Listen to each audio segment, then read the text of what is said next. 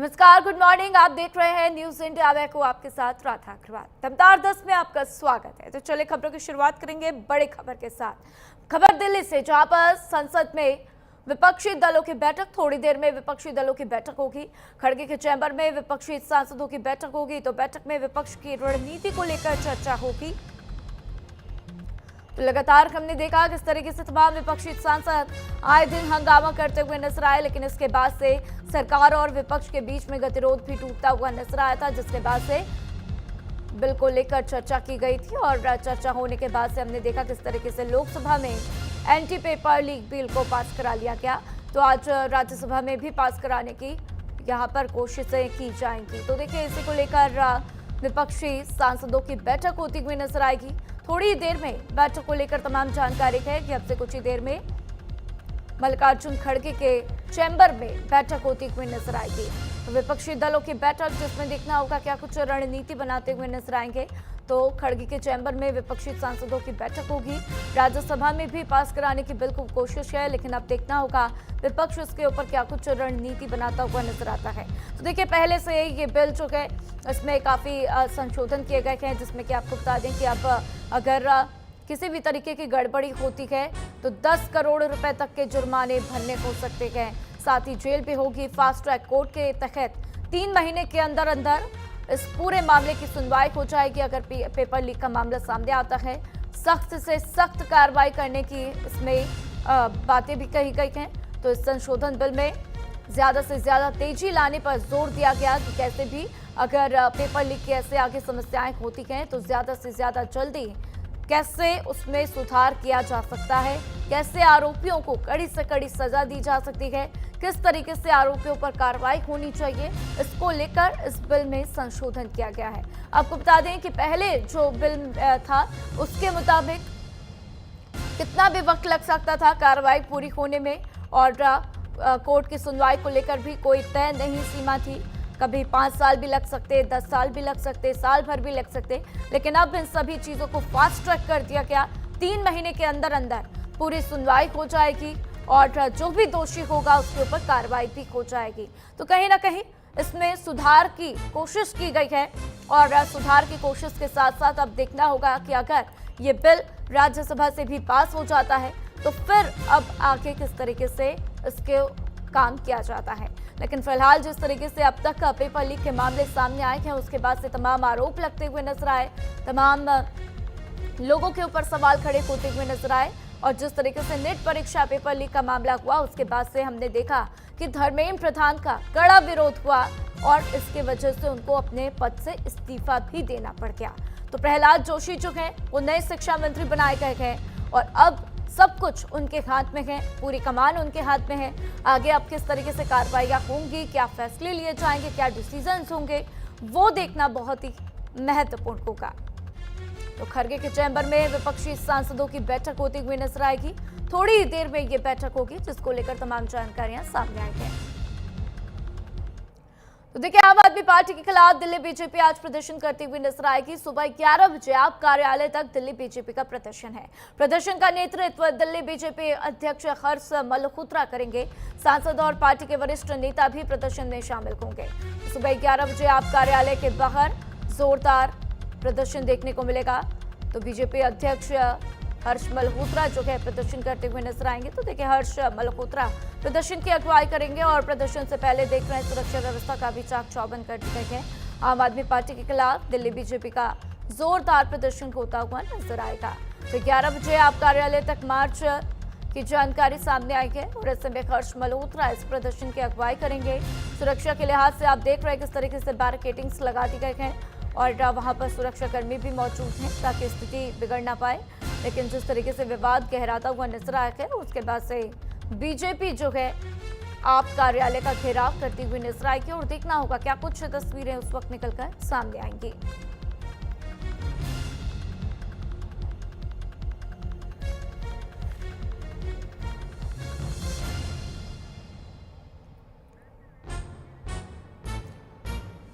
ये लाइव तस्वीरें आप देख रहे हैं किस तरीके से वहां पर पुलिस बैरिकेडिंग करती हुई नजर आई है और वहां पर किस तरीके से सुरक्षा के कड़े इंतजाम किए गए हैं। ये लाइव तस्वीरें आप देख रहे हैं। भारी संख्या में पुलिस बल की मौजूदगी है ताकि अगर वहां पर हालात बिगड़े, कोई अन्य स्थिति ऐसी पैदा हो जाए जो काबू में ना हो पाए, उसके लिए सुरक्षा के व्यापक इंतजाम किए जा रहे हैं। तो देखिए, पूरी कोशिश होगी भारतीय जनता पार्टी की तरफ से भी कि ये प्रदर्शन जो है हिंसक रूप न ले, लेकिन फिर भी कुछ कहा नहीं जा सकता। क्या कुछ स्थिति होगी वो देखना होगा, लेकिन फिलहाल हम देख रहे हैं किस तरीके से तमाम सुरक्षा कर्मी वहां पर पहुंच चुके हैं। पुलिस कर्मियों के साथ साथ आरएएफ की टीम भी पहुंची हुई है। दंगा नियंत्रण वाहन की गाड़ी वहां पर पहुंची हुई है और पूरी टीम दंगा नियंत्रण की पहुंची हुई है ताकि किसी भी तरीके का वहां पर दंगा न भड़क पाए।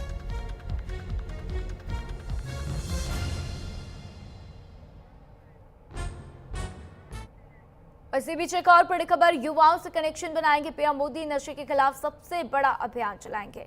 पीएम मोदी 2 अगस्त को बिगुल फूकेंगे तो एक साथ शपथ लेंगे 1 करोड़ युवा। 2 साल तक हर संडे इवेंट की तैयारी है। एक दिन 10,000 केंद्र और 1 करोड़ युवा एक साथ एकत्रित होते हुए नजर आएंगे। तो पीएम मोदी 2 अगस्त को देश के सबसे बड़े नशा मुक्त युवा संकल्प अभियान की शुरुआत करने जा रहे हैं।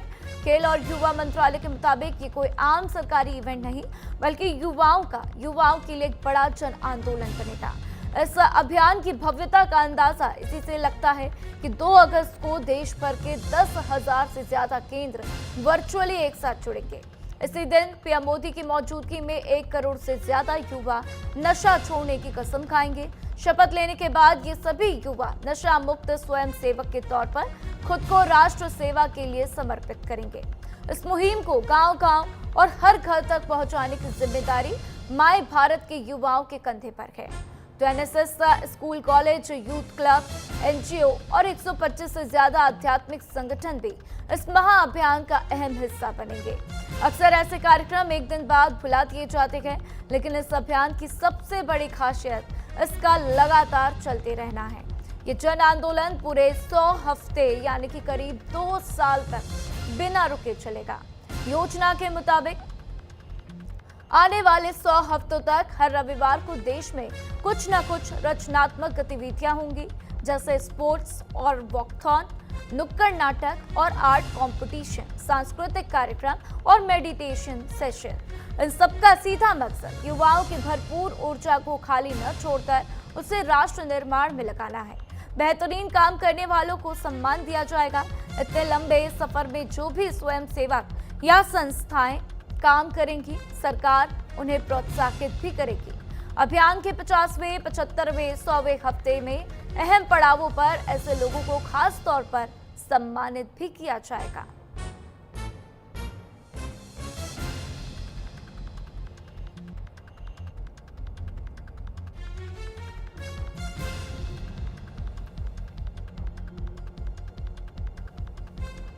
तो देखिए, युवाओं से सीधा संवाद करते हुए पीएम मोदी नजर आएंगे। नशे के खिलाफ पीएम मोदी का प्रहार, और कई बार कई मंचों से पीएम मोदी ये बात कह चुके हैं कि युवाओं को नशे की आदत में नहीं पड़ना चाहिए, नशा मुक्त भारत होना चाहिए। और इसी पहल को आगे बढ़ाने की दिशा में पीएम मोदी छात्रों से सीधा संवाद करेंगे, क्योंकि आमतौर पर देखने को मिलता है कि जो कॉलेज स्टूडेंट्स हैं वो नशे में बहुत जल्दी घुस जाते हैं और देखने को मिलता किस तरीके से संगत का असर भी उनके ऊपर पड़ता है। लेकिन अब पीएम मोदी की यही कोशिश है कि जल्द से जल्द नशा मुक्त किया जाए। तो देखिए, मॉनसून सत्र का आज 9वां दिन है। पेपर लीक बिल आज राज्यसभा में आएगा। लोकसभा में एंटी पेपर लीक बिल को पास कर दिया गया। लोकसभा में anti paper leak bill pass हो चुका है, तो लोकसभा के बाद राज्यसभा में पेश किया जाएगा बिल। राज्यसभा में पेपर लीक पर चर्चा के दौरान हंगामे के आसार भी व्यक्त किए जा रहे हैं, और ऐसे में अभी थोड़ी देर में विपक्षी दलों की बैठक होगी, तो उसमें भी देखना होगा कि क्या कुछ रणनीति बनाते हुए नजर आएंगे, क्योंकि लोकसभा में ये बिल पास हो चुका है। राज्यसभा में अब इसको लाया जाएगा, जहां पर पास करवाना पड़ेगा, जिसके बाद से ही ये एक्ट बनकर सामने आएगा।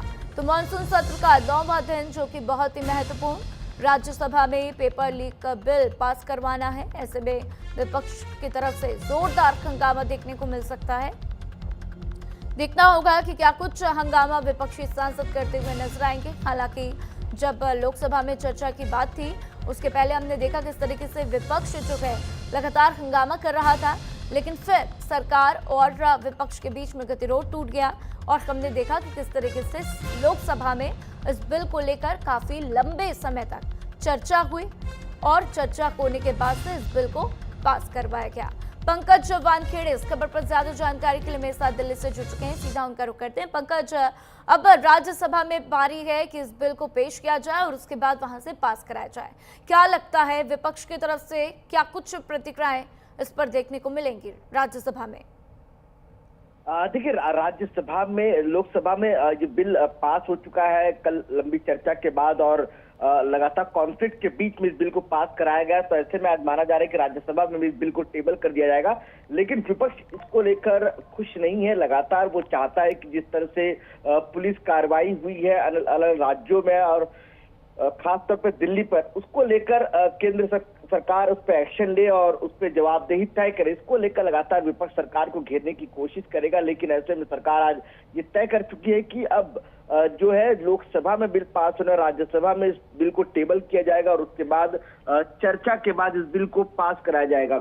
अब महत्वपूर्ण ये होगा, देखना ये होगा कि क्या विपक्ष की तरफ से भी वक्ता होंगे तो कौन कौन से स्पीकर्स होंगे जो अपनी बात जो है इस बिल के फेवर अनफेवर में रखेंगे और सरकार की तरफ से देखना कौन कौन इस मसले को लेकर अपनी बात रखता नजर आता है। लेकिन हाँ, बिल्कुल पिछले 1.5 हफ्ते से लगातार जो है कॉन्फ्लिक्ट राज्यसभा और लोकसभा दोनों में बना हुआ है। जी बिल्कुल, और लगातार हम देखेंगे कि आज पंकज क्या कुछ विपक्ष की तरफ से हंगामा भी होता है, क्योंकि हंगामे के आसार व्यक्त किए जा रहे हैं। लेकिन अब से थोड़ी देर में पंकज विपक्षी दलों की बैठक होनी है, इसको लेकर क्या कुछ जानकारी? देखिए, रोज एक महत्वपूर्ण बैठक होती है, सत्ता पक्ष भी और विपक्ष भी। ऐसे ही करीबन 10:30 बजे के आसपास ये बैठक होगी। इस बैठक में रणनीति तय की जाती है कि आज लोकसभा और राज्यसभा में किन किन मुद्दों को लेकर चर्चा होगी, तो उसको किस तरह से सरकार के मुद्दों को किस तरह से घेरा जाए, इन तमाम मसलों को लेकर बैठक बुलाई गई है। और बैठक में यही चर्चा होगी, क्योंकि समाजवादी पार्टी लगातार इस बात कहती नजर आई है कि जो चढ़ावा चोरी है भगवान राम मंदिर में, उसको लेकर, उस मुद्दे को उठाने को लेकर, तो माना जा रहा है कि आज लोकसभा में इस मुद्दे को लेकर हंगामा हो सकता है और विपक्षी तमाम सांसद इस मुद्दे को लेकर एकजुटता दिखाई दे सकते हैं। बिल्कुल पंकज, और कहीं ना कहीं इसी को लेकर इस बैठक में चर्चा भी होती हुई नजर आएगी। देखना होगा कि क्या कुछ राज्यसभा में तमाम सांसद विपक्षी क्या बोलते हुए नजर आते हैं। लेकिन पंकज, आज अगर हम दिन भर की कार्रवाई की बात करें तो लोकसभा में आज क्या कुछ अन्य बिल पेश किए जा सकते हैं? चढ़ावा चोरी को लेकर क्या कोई चर्चा हो सकती है, ऐसी कोई जानकारी है इस सत्र में? देखिए, इसको लेकर अब सरकार की तरफ से कोई मंशा नहीं है, लेकिन हाँ, विपक्ष लगातार चाहता है कि इस मसले को लेकर चर्चा हो और इसको लेकर जो है बातचीत हो। लेकिन विपक्ष चाहता है कि अलग अलग मुद्दों को लेकर चर्चा हो, जो अलग अलग बिल है उनको लेकर चर्चा हो, उस मसले को लेकर चर्चा हो। जैसे अगर आज बात करूं तो कई 0 आवर में भी कई नाम लिस्टेड है जिनको लेकर आज अपनी बात रखनी है, और इसके अलावा कई महत्वपूर्ण बिल है जिसको लेकर चर्चा हो सकती है जो राज्यसभा में पास कराया जाए, वंदे मातरम बिल हो या अन्य और बिल भी है, उसको लेकर भी लोकसभा में चर्चा हो सकती है। विपक्ष लगातार इस मुद्दे को लेकर अड़ा रहेगा कि वो जो चढ़ावा चोरी है भगवान राम मंदिर के, उसको लेकर चर्चा करना चाहे। लेकिन देखना बड़ा महत्वपूर्ण, क्या सरकार इसको लेकर तैयार होती है या तो फिर जो लगातार स्थगित वाली स्थिति बन रही है लोकसभा या राज्यसभा में, वैसी स्थिति आज भी देखने को मिलेगी। बिल्कुल पंकज, और ऐसे में क्या कुछ स्थिति होती है इस पर सभी की निगाहें हैं। लेकिन आज क्या कुछ होगा, क्या राज्यसभा में ये बिल पास हो जाएगा, इसके लिए हम जानते हैं कि 2/3 बहुमत की जरूरत है भारतीय जनता पार्टी को। लेकिन अब अगर विपक्ष चाहे तो शायद इस बिल को रोक भी सकता है, तो क्या विपक्ष ऐसा करता हुआ पंकज नजर आएगा? क्या कोई ऐसी मंशा विपक्ष की? देखिए, विपक्ष लगातार वो अलग अलग मुद्दों को लेकर, कल राहुल गांधी जिस तरह से लगातार पुलिस की कार्रवाई को लेकर सरकार को घेरते नजर आया, तो आज माना जा रहा है कि विपक्ष एकजुटता दिखाते हुए राम मंदिर में जिस तरह से चढ़ावा था उसको लेकर, चोरी हुई उसको लेकर अपनी बात रख सकता है। लेकिन सरकार चाहिए कि महत्वपूर्ण बिल है उसको लेकर चर्चा हो और अपनी अपनी बात रखी जाए। और लेकिन देखना, मैंने पहले ही कहा कि इंटरेस्टिंग हो कि सरकार जो मंशा चाहती है वो बिल टेबल कर पाती है या तो फिर हंगामे के जो हंगामा है उसी हंगामे के बीच में ये बिल भी लटकता नजर आएगा। लेकिन लगातार ये है कि प्रयास है, ये सरकार कोशिश कर रही है कि तमाम बिलों को लेकर चर्चा हो, क्योंकि आज महत्वपूर्ण जो बिल है वो भी टेबल होने हैं और उसको लेकर ही चर्चा हो सकती है। बिल्कुल पंकज, और अब देखना होगा कि 11 बजने के बाद से क्या कुछ संसद की कार्रवाई होती हुई नजर आती है। तमाम जानकारियों के लिए आपका बहुत बहुत शुक्रिया। और वहीं देखिए, गुजरात के जामनगर में दृश्यम जैसा मर्डर हुआ है। पति को साइनाइड जहर देकर मार के दफना दिया गया। जामनगर की यह खबर, जहां पर 2 साल पहले लापता हुए युवक का मामले में पुलिस जांच के दौरान चौंकाने वाले खुलासे हुए। पत्नी ने प्रेमी संग मिलकर पति को मारकर दफना दिया। 2 साल तक परिवार को गुमराह करती रही आरोपी पत्नी। तो आशिक के साथ 2 साल मजे में बिताए, जिसके बाद से उसने अपने पति को जहर देकर मार डाला। तो गुजरात के जामनगर में एक स्थानीय शख्स के रहस्यमयी तरीके से गायब होने की गुत्थी सुलझती हुई नजर आई है। इस वारदात को Bollywood crime thriller film Drishyam style में अंजाम दिया गया है। पुलिस जांच में गायब हुए एक शख्स के बारे में पता चला कि उसकी पत्नी और उसके प्रेमी ने उसे मार डाला। 2 साल तक गायब हुए शख्स जिग्नेश मावड़िया के परिवार को लगता था कि वह ऑस्ट्रेलिया में रह रहा और काम कर रहा, लेकिन असलियत तो कुछ और ही निकली। दरअसल जिग्नेश को साइनाइड जहर दिया गया था और उसके शरीर के टुकड़े जीआईडीसी इलाके के डेरेड में एक इंडस्ट्रियल फैक्ट्री के फर्श से 12 फीट नीचे दफना दिए गए थे। ये मामला तब खुला जब ऑस्ट्रेलिया जा रहे एक रिश्तेदार ने जिग्नेश की लोकल कॉन्ट्रैक्ट डिटेल्स मांगी और ये खतरनाक साजिश मर्डर से बहुत पहले की शुरू हो चुकी थी। तो जांच में पता चला कि जिग्नेश से शादी से पहले पृथ्वी का नीलेश के साथ अफेयर था। ये रिश्ता बाद में भी सीक्रेट रहा।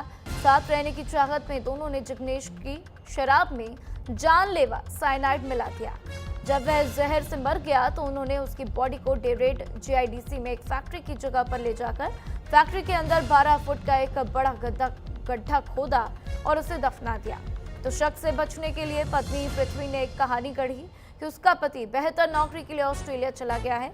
इस वजह से उसका परिवार पूरे 2 साल तक शांत रहा। पत्नी पर शक की सुई रिश्तेदारों को जब नंबर नहीं मिला तो उसके बाद से हुई, जिसके बाद से ये पूरा मामला सामने आता हुआ नजर आया है।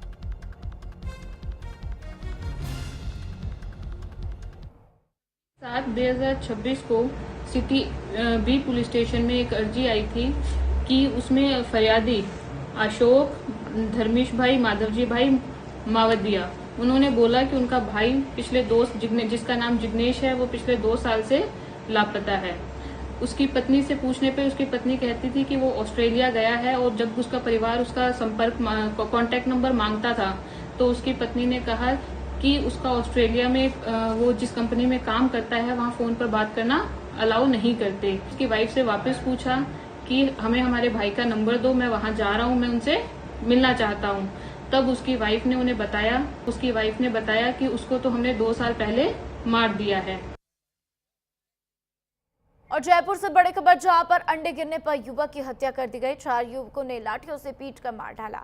4 आरोपी हिरासत में, एक नाबालिग भी शामिल। तो एमपी का रहने वाला युवक जयपुर में अंडे सड़क पर गिरने के विवाद में एक युवक की डंडे से पीट कर हत्या कर दी गई। युवक एमपी का रहने वाला था। हमले का वीडियो भी सामने आया, जिसमें 4 युवक हाथों में लाठियां लेकर जाते हुए नजर आए।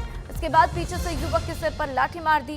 इस पूरे मामले में आरोपियों को हिरासत में लिया गया, जिसमें से एक नाबालिग है और मामला मानसरोवर थाने का बताया जा रहा है। तो देखिए किस तरीके से जयपुर का यह मामला, जहां पर युवकों ने लाठियों से पीटकर एक युवक को मार डाला क्योंकि उससे अंडे फूट गए थे। और कितनी शर्मनाक ये बात है, क्योंकि आप सोचे अंडे फूट जाने के कारण युवक को पीट कर मार डाला गया है। तस्वीरें आप देख सकते हैं। तस्वीरें थोड़ी सी विचलित करने वाली हैं, इसलिए हमने इन्हें ब्लर कर दिया, लेकिन इन तस्वीरों से साफ जाहिर होता है कि किस तरीके से वहां पर इंसानियत को शर्मसार करने वाली हरकतें की गई हैं। अब देखिए हाथों में लाठियां हैं, रॉड हैं, और उससे युवक को पीट कर अधमरा किया गया, उसे मार दिया गया, उसकी हत्या कर दी गई।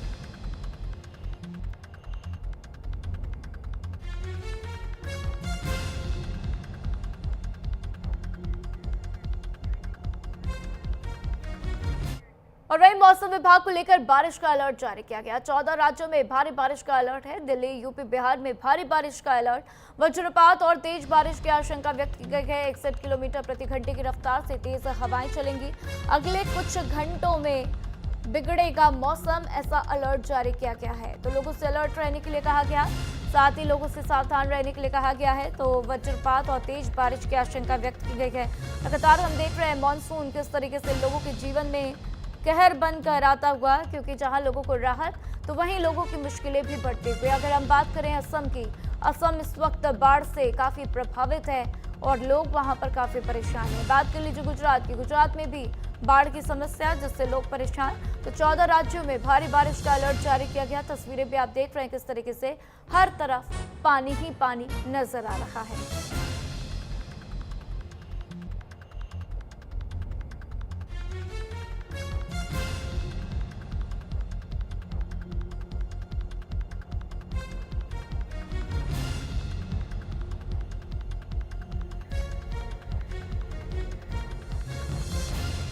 और वहीं जम्मू में भी 3 दिन भारी बारिश का अलर्ट जारी किया गया। फ्लैश फ्लड, लैंडस्लाइड को लेकर भी अलर्ट है। प्रशासन ने लोगों से सतर्क रहने की अपील की। लोगों को नदी नालों से दूर रहने की सलाह दी गई है, क्योंकि जिस तरीके से इस वक्त हालात हैं उसके बाद से लोगों को सतर्क रहना बेहद जरूरी है। बात जम्मू कश्मीर की करें तो आए दिन जम्मू कश्मीर, उत्तराखंड, हिमाचल में बादल फटने की घटनाएं होती रहती हैं और इसलिए भी बहुत ज़्यादा ज़रूरत है लोगों को ध्यान रखने की, अलर्ट को ध्यान में रखने की। और अगर ऐसे में लोगों को कहीं यात्रा भी करनी है तो उनको इस बात का ध्यान रखना होगा कि वो अलर्ट पर विशेष तौर से ध्यान रखें और अपना पूरा ख्याल रखें, क्योंकि पहाड़ों पर भूस्खलन की घटनाएं, फ्लैश फ्लड की घटनाएं, लैंडस्लाइड को लेकर अलर्ट जारी कर दिया गया है। प्रशासन ने लोगों से सतर्क रहने की अपील की है और ऐसे में लोगों को सतर्क रहना होगा। और फिलहाल इस बुलेटिन में इतना ही। खबरों का सिलसिला लगातार जारी है, देखते रहिए न्यूज़ इंडिया।